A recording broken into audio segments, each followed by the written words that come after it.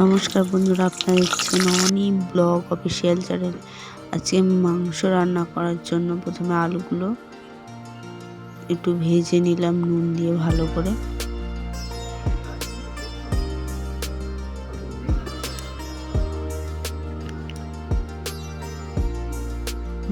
একটু আলুগুলোকে ভেজে নেব। এবার আমি মাংসটা মাখিয়ে নেব সব রকম মশলা দিয়ে। পেঁয়াজ দিলাম, টমেটো, কাঁচা লঙ্কা, গোটা গরম মশলা, আদা রসুন পেস্ট।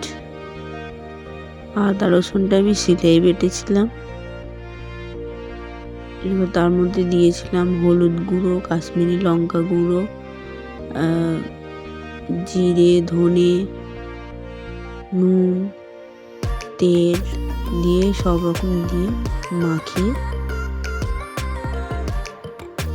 10 থেকে 15 মিনিট ঢাকা দিয়ে রেখে দেবো।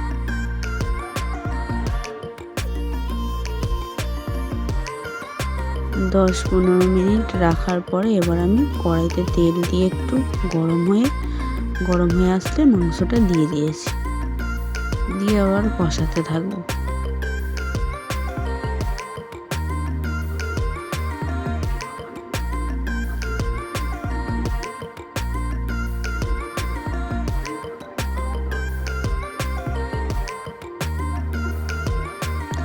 এবার মাংসটা ভালো করে কষানো হয়ে গেলে এবার আমরা আলুগুলো দিয়ে দেব। এবার আলুগুলো দিয়ে আর একটু কষিয়ে নেব। দেখুন কষাতে কষাতে মাংস থেকে কত তেল বেরিয়েছে। আমি কিন্তু অল্পই তেল দিয়েছিলাম, বেশি তেল দিইনি। মাংস থেকে পুরো তেল ছেড়ে দিয়েছে।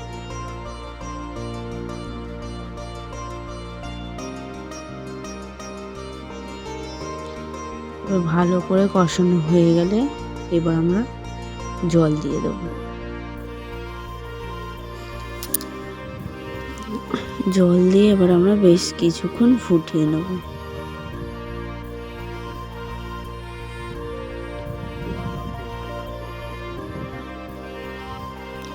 বেশ কিছুক্ষণ ফুটিয়ে নিয়ে আমরা এবার একটু গরম মশলা বাটা দিয়ে দেব।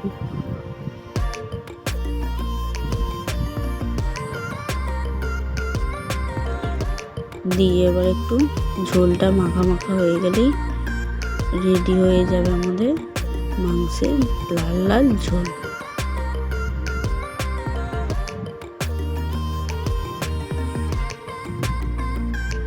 কিন্তু তরকারি আমাদের হয়ে গেছে মাংসের লাল লাল ঝোল।